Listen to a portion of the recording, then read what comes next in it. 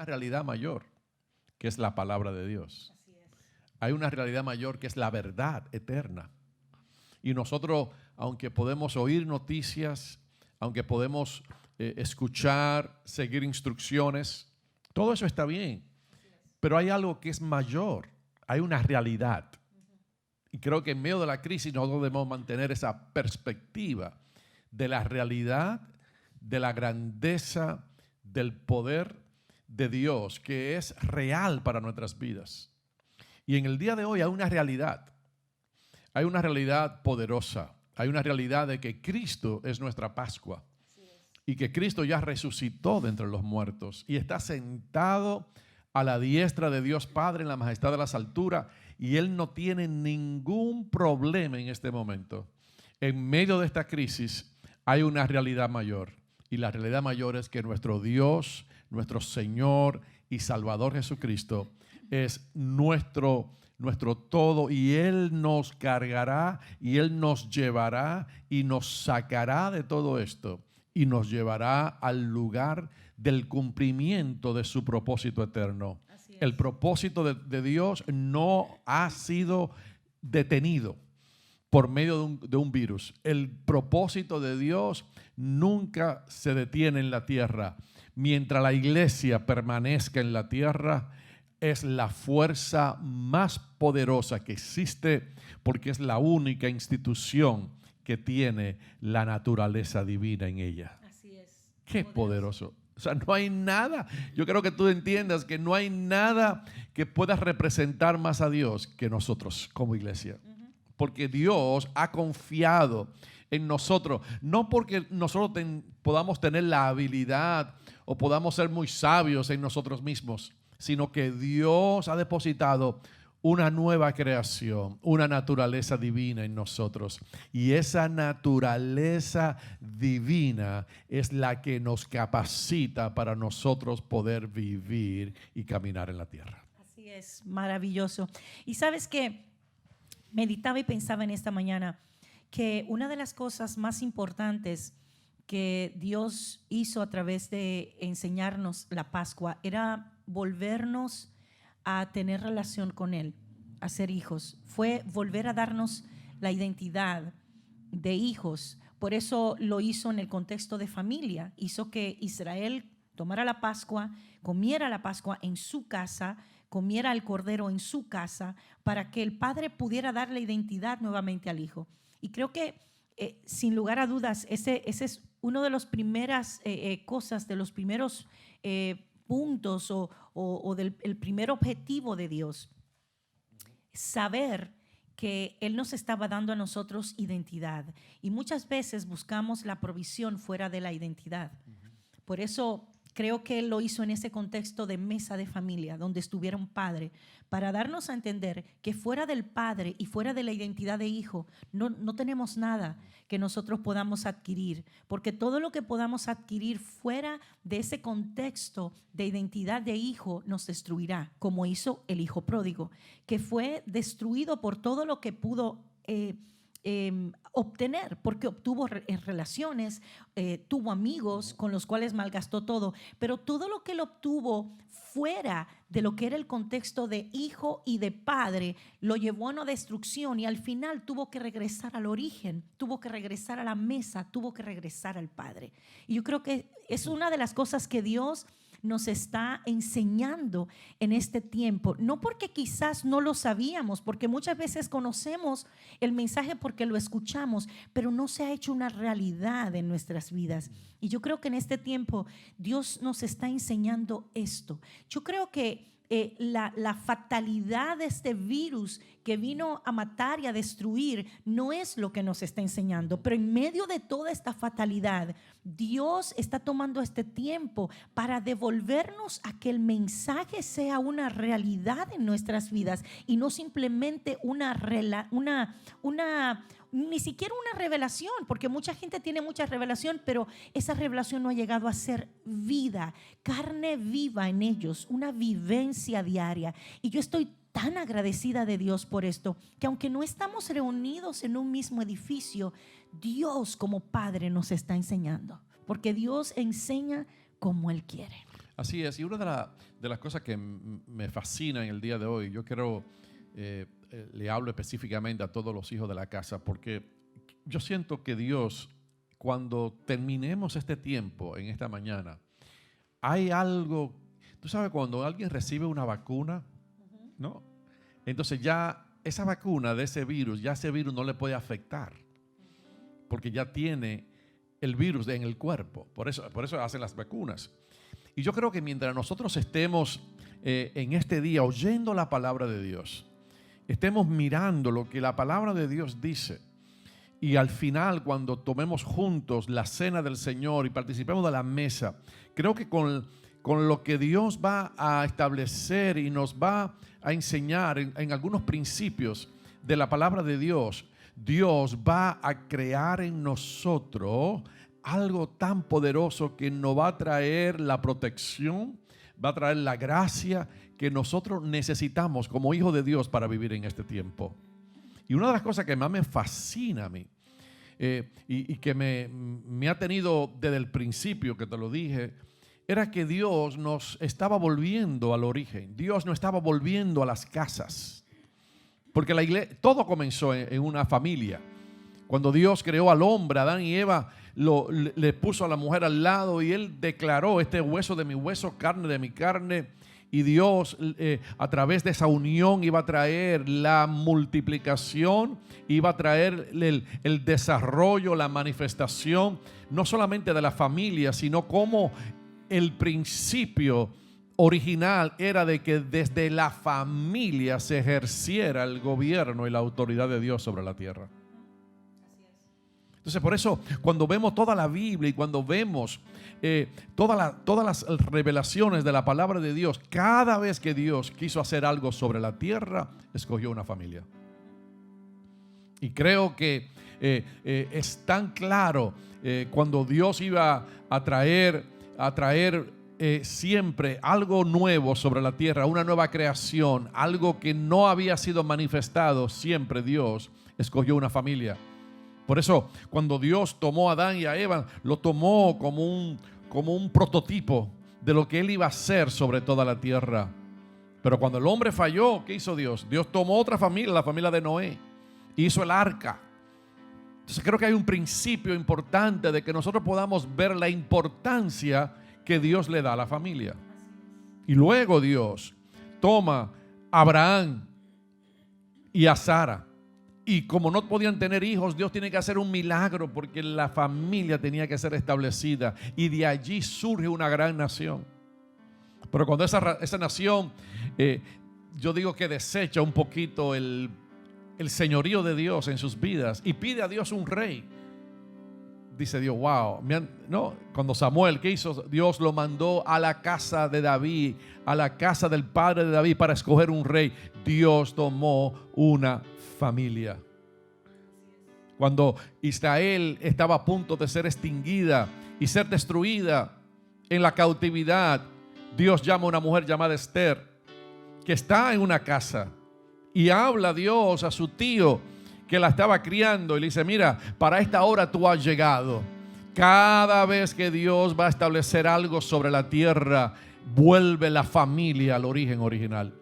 Lo vuelve a la configuración de lo que Dios pensó y estableció. Y no solamente eso, sino que lo vuelve a recalibrar, a renivelar, para que el enfoque ya no sea tanto en lo que tenemos que proveer para nuestros hijos o para nuestra familia, que eso es importante, pero lo más importante es que podamos entender de que Dios solamente puede entrar a una ciudad, Dios solamente puede entrar a una nación, Dios solamente puede entrar al mundo, Dios solamente puede entrar a la humanidad a través de una familia. Así es, y por eso cuando vino a derramar y a manifestar la gracia en su mayor plenitud, escoge también a María y a José para traer al mundo aquella gracia hecha carne, Jesús, nuestro suficiente y único Salvador. También una familia. Una familia. Y hoy también escoge una familia. Tu familia, mi familia, tu familia, tu familia y la familia de todos aquellos que nos están mirando para poder continuar en la tierra manifestando su gracia, su amor y su verdad. Hay una inmunidad que va a ser soltada en este día para nosotros. Y yo lo creo con todo mi corazón.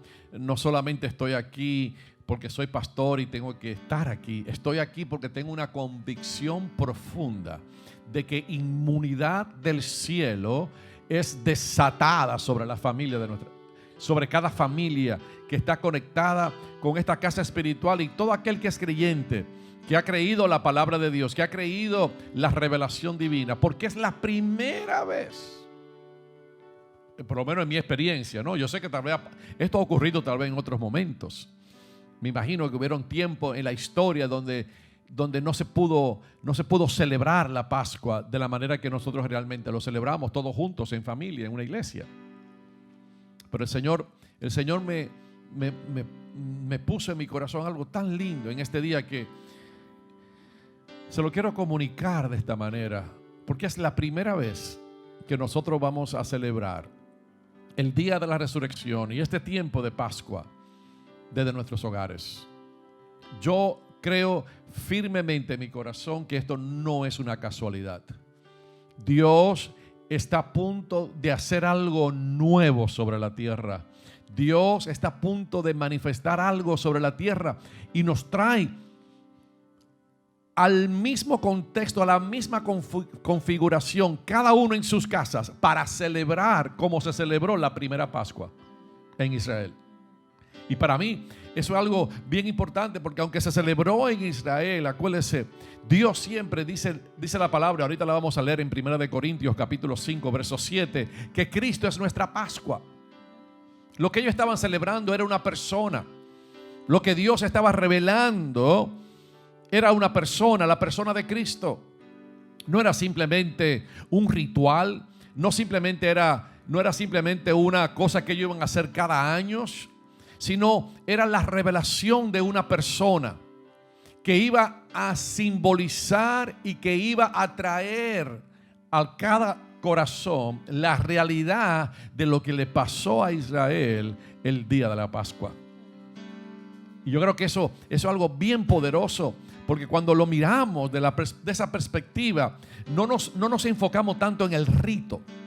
Y creo que muchas veces las iglesias, nosotros como iglesia nos gusta en la forma, en la sombra, pero la sombra y la forma lo que hace es darnos a nosotros el entendimiento de lo que realmente pasó. Y no solamente lo que pasó, sino cómo se cumplió, y no solamente cómo se cumplió, cómo eso puede ser activado en nuestras vidas hoy mismo. Y yo creo por el Espíritu Santo de Dios que Dios está restaurando ese concepto, que Dios está restaurando de que nosotros desde nuestras casas algo nuevo va a surgir en la tierra, porque luego que Israel celebró la Pascua en sus casas hubo un peregrinaje.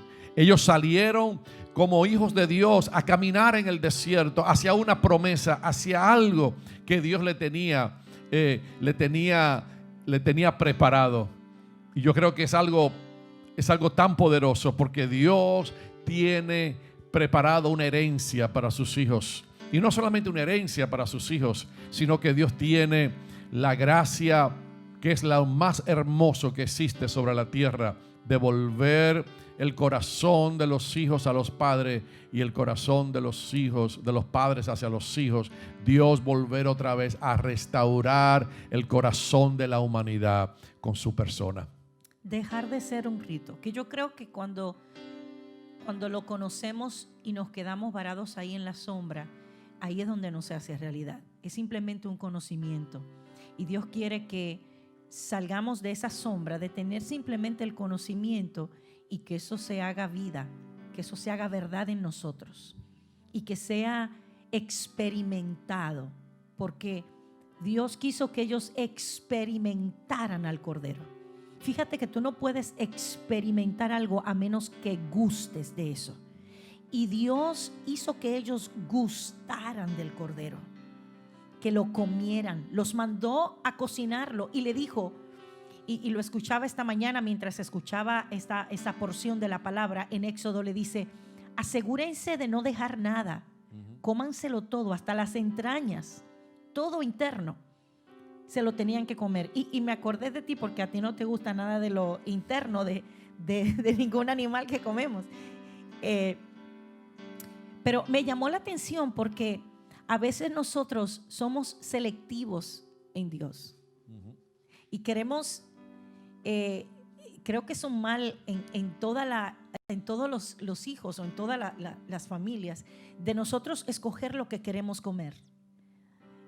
Pero Dios dice, el Cordero, lo que tipifica a Jesús en ese tiempo y lo que ahora en nuestro presente es una verdad eterna, Jesús.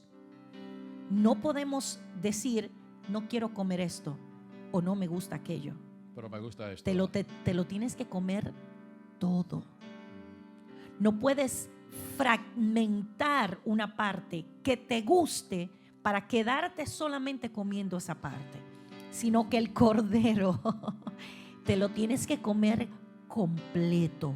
En ese tiempo el Cordero era una sombra de lo que Dios iba a manifestar a través de Jesús. Pero ahora, después de Jesús, después de la cruz, ya eso es una verdad absoluta, una verdad inquebrantable, una verdad no sustituible, una verdad no cambiable. El Cordero de Dios que quita el pecado del mundo, hay que comérselo completo, porque solamente a través de Jesús y comiendo el Cordero podemos recibir la revelación completa del Cristo eterno, que es tipología de lo que nosotros seremos en la eternidad. Y claro, y eso es uno de los puntos que es bien contundente lo que tú estás diciendo, porque la gente quiere la inmunidad. No, la inmunidad es la bendición que Dios. Por eso había dos procesos. Había que poner la sangre en los dinteles de la puerta para que el ángel de la muerte, o como le llaman los judíos, el ángel del silencio, no pasara sobre mi casa. Entonces, muchos de nosotros lo que queremos es la inmunidad. Y está bien. Yo creo que eso es parte de la bendición. Pero Israel iba a tener un peregrinaje. Israel iba a tener un viaje. Tenía que salir de Egipto, tenía que caminar hasta llegar hasta la promesa. Y en ese viaje iba a necesitar algo más. No iba a necesitar, porque no se iban a llevar los dinteles de la casa. Tenían que comerse el cordero. Y el cordero, por eso es tan importante que ellos se comieran el cordero, porque el cordero lo que simboliza y lo que tipifica es que ellos estaban comiéndose a Cristo, la palabra. Por eso Jesús en Juan, ahora yo lo entiendo, porque Jesús le dijo, el que no bebiere y comiere de mí. Dice, ¿cómo que yo voy a beber sangre y voy a comer tu carne? ¿Voy a comerme tu cuerpo? ¿Qué es eso? Jesús lo que estaba diciendo es que no solamente la inmunidad está en poner la sangre, y mucha gente cree que tiene inmunidad simplemente porque tiene la sangre. No, la inmunidad viene cuando te comes la palabra, cuando internalizas a Cristo en tu corazón, cuando Cristo viene a ser el todo, y como tú decías, no elegir lo que me conviene y lo que no me conviene, sino que yo tomo todo, lo que me gusta y no me gusta, y lo internalizo en mi espíritu, porque la inmunidad no solamente es necesaria para salir, la inmunidad es necesaria para el peregrinaje, para el viaje. Y Dios nos puso aquí en la tierra, no solamente para nosotros recibir la sangre de Cristo que nos va a llevar al cielo, sino que nos ha dado la capacidad y la gracia en su palabra para que yo la pueda comer y yo pueda caminar en esa revelación y en esa verdad que solamente es Cristo. Tú sabes que la inmunidad viene en el cuerpo cuando nosotros tenemos los nutrientes necesarios, ¿verdad?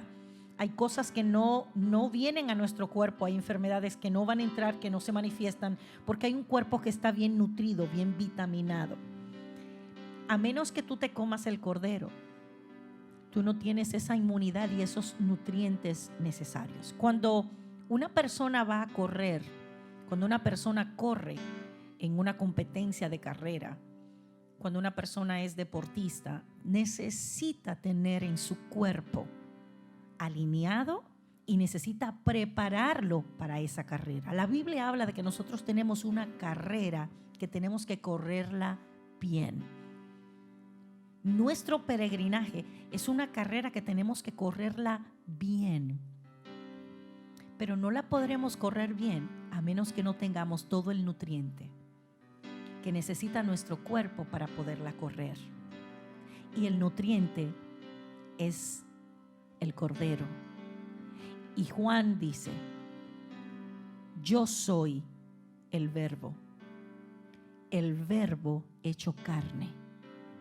Eso dijo Jesús. Yo soy el Cordero, el que era y ahora vine, hecho carne. Estoy parafraseando, obviamente. Entonces, cuando viene hecho carne, está manifestando una vida y está no simplemente para que nosotros la leamos, sino para que lo veamos en acción. Y cuando tú no te comes todo aquello que es el Verbo hecho carne, todo lo que está establecido en esta palabra, no tendremos los nutrientes necesarios para nosotros poder correr esa carrera de peregrinación que tenemos que caminar aquí en la tierra. Así es.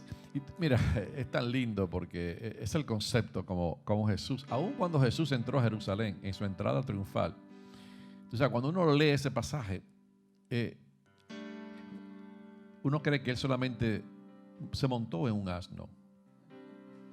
Pero cuando él mandó a buscar, usted lo puede leer en las escrituras, él mandó a buscar el asno y el pollino. Cuando tú ves esa relación, fueron el asno y el pollino, los dos fueron a la entrada triunfal. Porque Jesús, en aquellos tiempos, cuando un rey iba a entrar a una ciudad, no podía entrar. Como él entrara, es lo que iba a decir lo que él traía. Si él entraba en un caballo, él venía a guerrear. Porque ningún rey iba a entrar a una ciudad en un asno y con un pollino al lado. Él tenía que entrar en un caballo con un ejército. Y por eso mucha gente no entiende a Dios. Porque lo que Dios vino a traer a través del Cordero fue la paz, el shalom de Dios. El traer lo completo de Dios, porque el shalom no solamente es paz de un sentimiento, es la salvación de Dios, es la liberación de Dios. Ahorita lo vamos a enumerar, porque Dios no solamente te salva, te redime, Dios te libera de las tareas pesadas de Egipto, Dios te saca de la esclavitud, no solamente te saca de la esclavitud, sino que te redime, que te compra y te hace parte de su familia. Y no solamente te hace parte de tu familia, sino que te saca del lugar donde tú estabas esclavizado, que es del reino de las tinieblas, y ahora Dios te traslada al reino de luz. Por eso Jesús en la Pascua es representada en Egipto. ¿Por qué? Porque ellos no se podían quedar en Egipto. Por eso cuando Faraón quería convencer a Moisés, le decía a Moisés: pero dile que vayan los hijos, vayan ustedes, dejen las mujeres. No, era toda la familia que tenía que ir, porque Dios lo que estaba era no solamente comprándolo, sino sacándolo del lugar, porque Dios entonces quería entrarlo a una tierra. Ahí está la herencia. Y ahí vemos el Evangelio. El Evangelio viene a nuestras vidas. Estamos atados a nuestros delitos y pecados. Viene la gracia de Dios. Viene la Pascua sobre mi vida. Y Dios me libera de mis pecados. Pero no solamente me libera. ¿Cómo me libera? Me libera comprándome con su sangre. Y me hace parte de su familia. Y cuando me hace parte de su familia, me traslada al reino de su Hijo amado Jesús. Para que ahora el reino de las tinieblas no tenga ninguna arma, ningún derecho legal sobre mi vida. Y no solamente eso, sino que ahora como identidad de hijo, como un hijo verdadero, ahora Dios me da una herencia. La redención, oiga bien lo que estoy diciendo, la redención no estará completa en tu vida hasta que no sea liberado del pecado, hasta que tú no seas comprado con la sangre poderosa de Jesús para ser parte de la familia de Dios, hasta que Dios no te traslade a su reino, para que en ese reino tú puedas vivir en la plenitud y en la identidad de un verdadero hijo de Dios. Eso es poderoso, porque cuando tú dices que Él después de la Pascua, me llama la atención que después de el Señor darle la palabra de que ellos van a salir, lo primero que hace resaltar es familia. es coman el cordero como familia. Luego como familia... Perdón, déjame, Sí, porque sí, estaba sí. diciendo algo ahorita, que era para terminar en ese concepto. Cuando Jesús entró en el asno y el pollino, eso es significativo. Cuando tú lees eso, lo que estaba diciendo era que el padre y el hijo, el asno y el hijo, entraron. Jesús lo que estaba representando era, dice, yo voy a entrar a la ciudad para traer la bendición, porque él entró 7 días antes de la Pascua. Yo voy a entrar, pero yo estoy entrando con un asno y un pollino, que son parte de la padre e hijo, es la familia. Yo no sé si usted lo puede ver. Y mira lo poderoso que es eso, que dice que los discípulos, los apóstoles, ¿sabes lo que hicieron? Se quitaron los mantos y cubrieron el pollino. Lo que estaba Dios representando y dándonos a nosotros la revelación y la gracia de entender que la bendición, que la cobertura, que la inmunidad estar sometido a esa revelación de la gracia del Padre, que es manifestada a través de la familia y a través de una familia espiritual. Dios estaba estableciendo un principio eterno, aún Jesús entrando a Jerusalén. Y eso lo podemos ver en otro día, pero es tan poderoso como sus propios discípulos, los apóstoles, tiraron sus mantos. Cuando no ponemos nuestros mantos, cuando no nos rendimos, no podemos recibir la inmunidad que nosotros deseamos como familia. Ahí sigue, perdón. Tranquilo, eso simplemente añade más veracidad a lo que estoy diciendo, porque Dios quiere resaltar, cuando los voy a sacar de la esclavitud, lo primero que quiero resaltar es familia, es lo primero que muestra una familia sentada comiendo el alimento, una familia sentada comiéndose al cordero. Pero cuando los saca a la peregrinación, los lleva de camino a una tierra prometida que tú estás diciendo. Y cuando nosotros vemos el antiguo pacto, lo que Jesús vino a cumplir en la tierra, cuando nosotros lo vemos simplemente como cosas que Dios quiso manifestarle a Israel, o como la provisión que Dios quería darle, o como la seguridad que Dios quería darle, perdemos realmente la veracidad completa de lo que Dios quería mostrarle. En cada cosa que Dios les dio a ellos, estaba mostrando a Cristo, estaba mostrando a Jesús. Y la tierra prometida no era más que Jesús.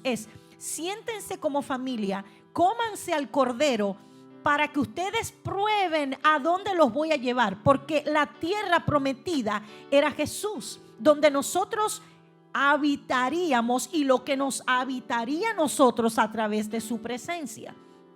Entonces, tenemos que tener en claro esto. Nuestra herencia es espiritual. Efesios dice, nosotros tenemos una herencia, hemos sido bendecidos con toda bendición espiritual. Con toda bendición espiritual. Y en Cristo Jesús nosotros tenemos esa bendición. Pero cuando nosotros la queremos tomar para hacerla independiente o para tomarla personalizada, no funciona. Esto funciona en familia. Y yo creo, sin lugar a dudas, que cuando Dios saca de la esclavitud, cuando Dios te pone en una mesa, te pone en una mesa para poder ordenar esa familia y para que la familia aprenda a comer junta todo el cordero. Porque si no hay familias que, como la familia Jiménez, como la familia Graneros, como la familia Hernández, como la familia Acosta, como cada familia que se reúne en su casa no está ordenada, no puede haber una iglesia que es la familia que el Padre está formando ordenada tampoco. No puede haber. El otro día hablábamos y decíamos, wow, Qué hermoso es habitar los hermanos juntos en armonía, porque allí envía Dios bendición y vida eterna. Y cuando hablábamos eso, me vino simplemente el pensamiento, está bien, no nos estamos reuniendo, pero pensé yo, ¿cuántos de los que nos reuníamos en nuestros lugares de congregación estábamos juntos y en armonía? ¿Cuántos teníamos el mismo sentir que había en Cristo Jesús, Señor nuestro? ¿Cuántas familias de las que se reunían en esos lugares de congregación estaban en armonía, estaban juntos, unánimes en un mismo sentir? Entonces, Dios está utilizando este momento. nos da esa ventana abierta en misericordia y en amor para poder ordenarnos a nosotros en la mesa, para poder traer su orden, para que podamos comer el cordero, para que podamos comer la Pascua, y nos encierra como en el inicio. Por eso no estamos en un lugar de congregación hoy. Nos encierra como en el inicio. Encerró a Israel en su casa. Enciérrense y cierren la puerta, le dijo, y la familia va a comer ese cordero, ordenando la familia antes de sacarlo a una caminata, a una peregrinación, para llevarlos a Jesús, a la promesa, a donde iban a vivir, a habitar, donde iban a permanecer. Y es lo mismo que Dios está haciendo en este día, para volver a ordenar tu familia, mi familia, las familias de las naciones de la tierra, para que cuando nos volvamos a reunir y a congregar en un lugar, las familias que se congreguen estén juntos, unánimes y en la misma armonía, con el mismo sentir que había en Cristo Jesús, Señor nuestro, para que entonces se manifieste la vida abundante que vive en nosotros. Pero por cuanto no había orden, ni había establecido, manifestado, viviendo ese orden de Cristo, esa vida abundante no se puede manifestar. Porque déjeme decirle, Jesús, el Padre, el Espíritu Santo, Cristo, no se manifiestan a menos que su orden esté establecido. Correcto, y por eso el practicar el cordero y la protección de la sangre activó la bendición del Padre para salir con inmunidad de la tierra de Egipto. Al comer y internalizar, comer el cordero, internalizaron los principios del cordero. Ellos lo llevarían y lo cargarían por el viaje. Pero todo eso era una sombra y una tipología de lo que la Biblia nos iba a enseñar. De que si vamos a vivir y a recibir y vamos a tener la practicalidad, algo pragmático, algo que sea práctico en mi vida, una realidad presente, yo debo de participar de la Pascua que es Cristo. Ya la Pascua, dice en Corintios, ya fue celebrada. Ya Cristo es nuestra Pascua. Pero ¿por qué la resurrección es importante? Porque la resurrección es lo que me empodera para que esa identidad de hijo, para que esa naturaleza divina que está dentro de mí, ahora pueda ser una realidad en mi vida y yo pueda caminar en la tierra, no con simplemente un hecho histórico, una enseñanza histórica, pero con la realidad de que yo puedo vivir en la tierra con inmunidad, y no solamente como inmunidad porque soy del reino de los cielos, sino que puedo cargar dentro de mí la persona de Cristo y puedo vivir y internalizarla en mi vida para que donde quiera que yo vivo sea soltada la gracia del Padre y el conocimiento de Dios para todas las naciones. Y por eso, mira lo que dice, por eso quiero leer en 1 Corintios capítulo 5, verso 7. Porque la palabra nos enseña lo que estaba ocurriendo allí. Había un caso de inmoralidad en ese capítulo, donde alguien estaba viviendo con, era bien lamentable ¿no? con la esposa o la mujer de su padre. Era algo bien feo. Y ellos en la iglesia de Corinto se habían sometido a eso porque no lo habían reprendido. ¿Por qué esto es importante en el contexto donde lo trae acá? Porque eso fue lo que pasó en la primera Pascua. Dios le dijo: revisen las casas, revisen por todos los rincones, busquen donde haya levadura, porque no puede haber levadura, tiene que haber limpieza. Cuando el Cordero viene a tu casa, cuando el Cordero viene a tu vida, lo que tiene que haber una inspección. Y en ese contexto, donde había una casa espiritual que estaba permitiendo el pecado, que estaba permitiendo una inmoralidad sexual, Dios trae el contexto de la Pascua en 1 Corintios capítulo 5. A mí me llama la atención porque eso no es simplemente una casualidad, porque Pablo mismo lo interpreta y dice: oigan, una pequeña levadura puede leudar toda la masa. Ustedes no son Ustedes son la masa sin levadura, ustedes son la masa nueva. Ustedes son el material nuevo que Dios va a usar para establecer su gloria sobre la tierra. Y creo que en este tiempo donde nosotros estamos en cuarentena, donde estamos celebrando en este día, yo declaro en el nombre de Jesús que tú le permitas al poder del Espíritu, al poder de la resurrección, que venga y haga una inspección en tu corazón, haga una inspección dentro de ti, para que todo aquello que no esté alineado, todo aquello que no ha sido establecido, que no haya sido puesto de acuerdo al modelo y al diseño de Dios, para que entonces la inmunidad y la gracia de Dios pueda ser manifestada sobre tu vida, que el poder de la resurrección lo elimine en este día en el nombre de Jesús. Y eso fue lo que Pablo le dice. Mira cómo él lo dice aquí en 1 Corintios. En ese contexto había una inmoralidad y él le dice: limpiaos, verso 7, pues limpiaos pues de la vieja levadura para que seáis nueva masa. ¿Qué es lo que Dios quiere hacer en este tiempo? Siempre cada mensaje tiene una parte de bendición, pero hay una parte que es dura. Dios, a través de esta crisis, está desmantelando. Ahora voy a hablar a la iglesia y luego le voy a hablar al mundo. Al final vamos a hablar del mundo, porque Dios está desmantelando los sistemas económicos del mundo.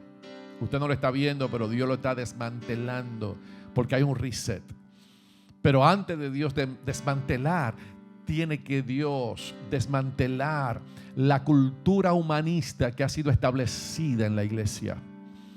La cultura de entretenimiento, la cultura de que la gente debe de ser complacida y que los lugares son llenados porque la gente no va porque se le va a dar el pan de vida y la palabra. Lamentablemente, yo tengo que decir esto, no lo estoy diciendo apuntando el dedo hacia otro, sino hacia mí también como iglesia. Todos nosotros somos, toda la iglesia de Cristo, todos, si usted es parte de la iglesia, todos nosotros hemos pecado.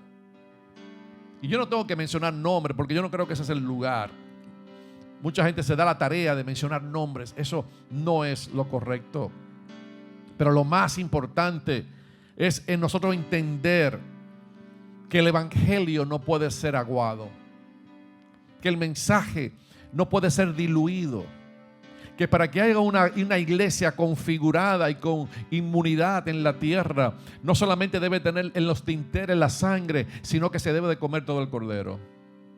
Dios, para mí, en mi espíritu, en este día, Dios está quitando la levadura, porque la nueva masa fue creada con Cristo. La nueva creación fue creada con Cristo. Dios quitó la maldición del pecado en nosotros para que ahora nosotros seamos una nueva masa.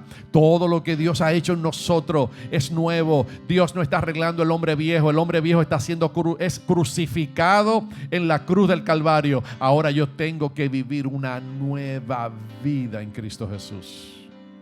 Y por eso mira lo que dice aquí la Biblia.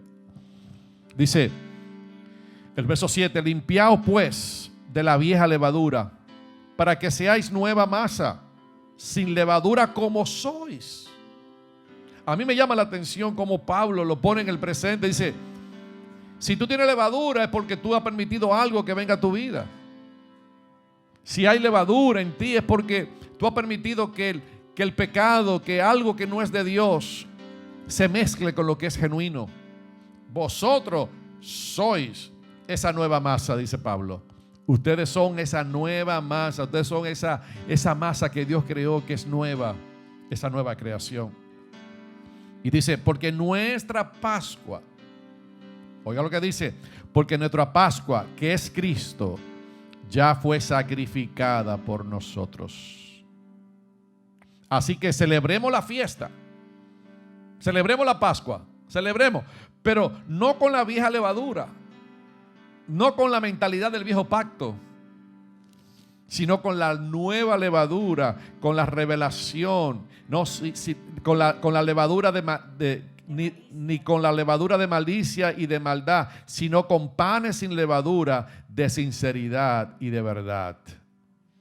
Y Dios entonces ahí comienza a quitar la fornicación, la idolatría, la borrachera, el ladrón, y Dios entonces comienza a decir, la nueva masa para celebrar la Pascua somos nosotros sin levadura.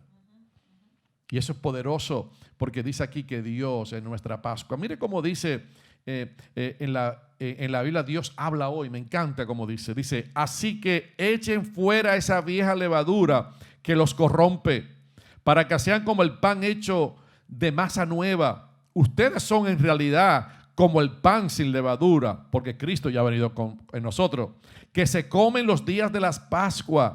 Porque Cristo, porque yo soy un pan sin levadura, porque Cristo, que es el Cordero de nuestra Pascua, fue muerto en sacrificio por nosotros. Así que en el día de hoy Dios lo que está diciendo es, yo he venido a limpiar, yo he venido a quitar la levadura de la iglesia, yo he venido a quitar todo aquello que se ha diluido, que se ha aguado, que ha dejado de tener su sazón y su efectividad y su poder. Volvámonos a Dios, volvámonos a aquel que es nuestra Pascua, volvámonos a Jesús, volvámonos a nuestro Señor y Salvador Jesucristo, volvámonos, porque Dios primeramente cuando viene a hacer algo, calibra y establece y hace que su casa sea puesta en el orden correcto. Así es. Ahorita cuando hablabas, dijiste que la palabra tiene una bendición, pero que tiene algo que siempre no nos gusta a nosotros. Yo creo que nosotros, los seres humanos, nos hemos encargado de dañar el lente óptico, como se debe mirar la corrección o lo que trae peso para que venga una bendición a nuestra vida. ¿Por qué? Porque vemos esto, la corrección, como lo que me viene a destruir, como lo que me viene a dañar. Y cuando vemos el juicio de Dios o cuando vemos la corrección de Dios, la vemos precisamente desde ese ángulo. Sin embargo, si nosotros aprendiésemos a verla como Dios la ve, la corrección o el juicio no viene para destrucción, sino que viene precisamente para poder ordenar en una gran misericordia mostrada, porque Dios quiere que nosotros recibamos. Si tú ves cuando Jesús llega al mundo, dice, porque de tal manera amó Dios al mundo. Dios ama. Dios amó todo lo que Él creó. Lo ama todo lo que Él creó. Amó Dios al mundo, que ha dado a su Hijo unigénito para que todo aquel que en Él cree no se pierda, mas tenga vida eterna. Él no vino a condenar. La condenación es manifiesta cuando no recibimos lo que el Padre envió. ¿Qué fue lo que envió? Su amor.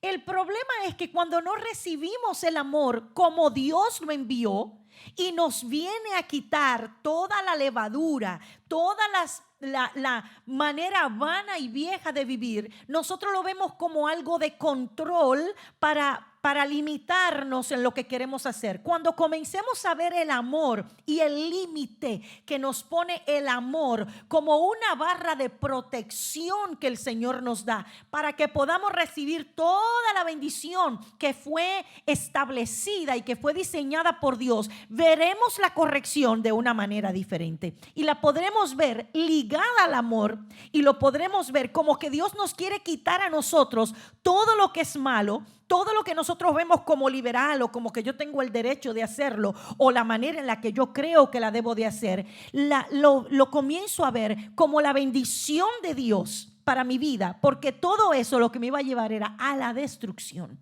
Y Dios lo que está haciendo es como cuando un padre corrige a un hijo, cuando un niño se coge algo que no le pertenece y el padre lo castiga y lo corrige. ¿Para qué es? Para que el niño no crezca siendo un ladrón y ese comportamiento lo lleve a la destrucción, al encarcelamiento y lo lleve a la esclavitud de unos barrotes por un comportamiento no corregido. que es lo que nosotros tenemos que hacer. Y es lo que el Padre está haciendo con nosotros. Está corrigiendo las áreas que estaban desviadas del camino del origen correcto. ¿Para qué? Para que nosotros no seamos destruidos con nuestra propia concupiscencia y nuestro propio comportamiento y podamos entonces caminar de acuerdo a la nutrición que hemos recibido del Cordero para poder llegar al lugar de eternidad y de promesa que Él nos ha dado. Pero si no vemos la corrección y el juicio de Dios, porque eso fue lo que hizo en Egipto, manifestó su gloria a través del juicio y manifestó sus portentos a través del juicio. ¿Para quién? Para los hijos. Ahora, el malvado, el que no quiere retroceder, el que no quiere convertirse de sus malos caminos, el que no quiere renunciar a la vana manera de vivir, entonces es destruido por la palabra que ya ha sido establecida y escrita. Es como la ley en el mundo. Si usted roba, ya hay algo que está establecido. Lo que hace el policía es simplemente cumplir una ley que ya está escrita y establecida. Entonces el juicio viene a establecer y a cumplir algo que ya está escrito. Tenemos que volver nuestro corazón a Dios y soltar todas aquellas cosas que nos mantienen atrapados, encarcelados y esclavizados cuando realmente ya somos una nueva masa y una nueva levadura. Y eso es lo que queremos ministrar en el día de hoy. Que la gracia de Dios y que el poder de la resurrección, porque ya Cristo es nuestra Pascua, como dijo Pablo, esa realidad puede ser vivida en el día de hoy. No fue que no ocurrió, ya ocurrió en el pasado. Cristo fue nuestra Pascua que fue sacrificado. Ya Él murió, como dice aquí, Dios habla hoy en la versión, porque Cristo, que es el Cordero de nuestra Pascua, fue muerto en sacrificio por nosotros. Yo no tengo que hacer ese sacrificio más. Yo tengo que recibir ese sacrificio, comerme, aplicar la sangre para que mis pecados sean borrados, para que la muerte no tenga poder sobre mí, pero comerme al Cordero, internalizar la vida de Dios en mí a través del poder de la resurrección. Y yo creo en el nombre de Jesús que nosotros vamos a comenzar con nuestros propios ojos a mirar una de los avivamientos más grandes que ha habido sobre la tierra, porque Dios está reseteando la iglesia. Dios dejó todos los cultos, todos los templos vacíos en este día, nos trajo a celebrarla desde nuestras casas. Y Dios, yo creo en el nombre de Jesús, que está activando una gracia que no solamente nos está tratando, no solamente Dios quiere darnos inmunidad en este tiempo de crisis, sino darnos la composición, el gobierno, la estructura gubernamental para nosotros cuando salgamos de nuestras casas podamos caminar este viaje con la configuración correcta y podamos cumplir el propósito y el destino de Dios. Y sobre todo que la gloria de Dios y la gracia de Dios entre en las ciudades y en las naciones para traer la salvación de nuestro Dios a las multitudes. Y yo creo que estamos, y mire, yo quiero terminar con esto porque queremos tomar la cena del Señor en el contexto de la Pascua y de la resurrección. Invitar al Cordero una vez más. Yo sé que Él está en nosotros, pero invitarlo una vez más. Invitarlo a nuestra casa, invitarlo a nuestra habitación, en el lugar donde tú te encuentras. Porque hay algo que Dios manifestó. Cada vez que Dios va a hacer algo, tiene que manifestar gracia. Y antes de que Israel saliera de Egipto, Dios tuvo que desatar gracia. Mire, la gracia no es algo, por eso cuando habla de Noé dice, y halló Noé gracia delante de Dios. Dios eligió a Abraham no porque Abraham era bonito o porque era judío. No, él era del otro lado. Así es lo que quiere decir. Él era del otro lado. Se convirtió en un hebreo porque cruzó al otro lado. Tú no te conviertes en un hijo de Dios hasta que tú no cruces de las tinieblas a la luz. Del reino de las tinieblas al reino de luz. Al reino de su Hijo amado Jesús. Nadie puede hasta que no cruce. Y Dios lo que hace es algo tan poderoso. Por eso desató gracia con Noé, desató gracia con Abraham. Por eso cuando Dios iba a hacer algo, siempre encontraba a alguien. A María dice, y halló gracia delante de Dios. No hay nada en esta tierra que Dios no haga que no involucre su gracia manifestada en nosotros. Porque nadie es tan bueno, nadie es tan perfecto para poder sostener lo de Dios, sino que Dios nos escoge con gracia, o por gracia, en otras palabras. Ruth encontró gracia de los ojos de Boaz. Amén. Y era de los moabitas que no tenían, Ruth, Sí. que no podía entrar a la tierra donde ella estaba, ni podía pertenecer a la familia de la redención que venía a través de Israel. Entonces halló gracia también. Dice que ella halló gracia ante los ojos de Boaz y por eso fue redimida. Pero tuvo que haber un sacrificio, y por eso cuando los hijos de Israel están en Egipto, muere todo primogénito. O sea, tuvo que morir alguien.